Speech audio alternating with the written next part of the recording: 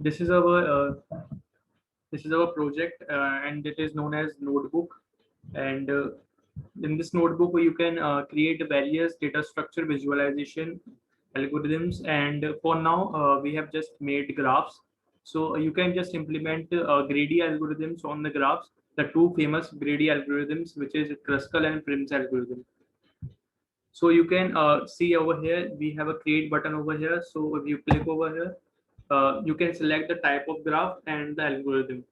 So currently, as we are using the greedy algorithms, we only have two of them, Prims and Kruskal, and the greedy algorithm didn't apply on the directed graph. So this feature is not available yet. So you can go for the direct undirected graph for now. So just select the graph over here, and the simulation will be created according to your selection over here. So if I just go down, and over here you can see the developers introduction, the social media handles, and over here I have also provided these 3D simulations. So make the page more interactive to the user, like that. And these are the introduction. Now let's move on to our graph over here, and let's start a simulation. So over here, this is a simulation page for the Prim's algorithm. So in this page, you can see there is a whiteboard on which we are going to draw our graph. And on the left hand side, you can see a panel.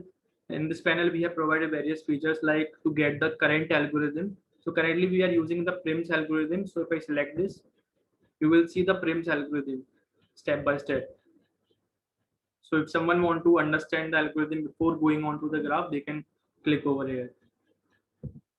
Now, this is a code section. So over here, I have provided the code which is running behind the scenes for the Prim's algorithm. And if someone want to see this, they can come over here. Now, this is a button which is used for creating the minimum spanning tree, which for the graph which is created on the whiteboard. So currently, as there is no graph on the whiteboard, so if I try to click over here, it will tell me to add a node. So you cannot create a graph, and obviously also add an edge. Now I will create on this add a node button to create a graph. So let me write a node name. Let's say it is A. So as you can see, this is our node is created. Now let me create one more node. So this is node B. Now if I try to create the minimum spanning tree now, what it will say?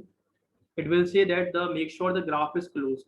So this message is for whenever you create a disjoint graph.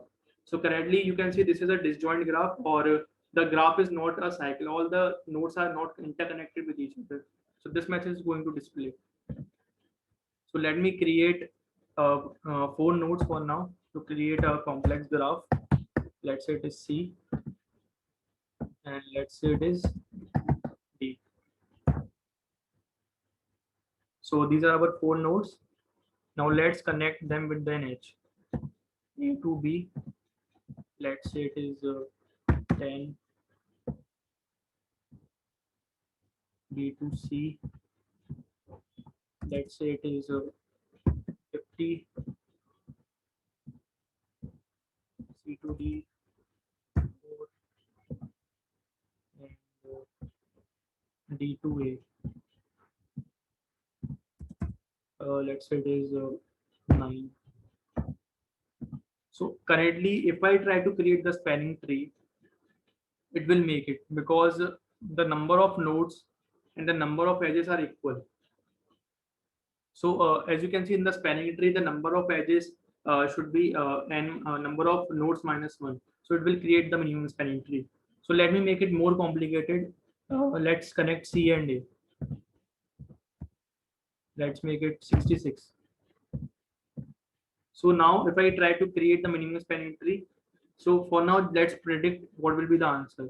As you can see over here, 66, 66, 50 should be gone from here because these are really big edges. So if I click on minimum spanning tree, you can see this is our final graph.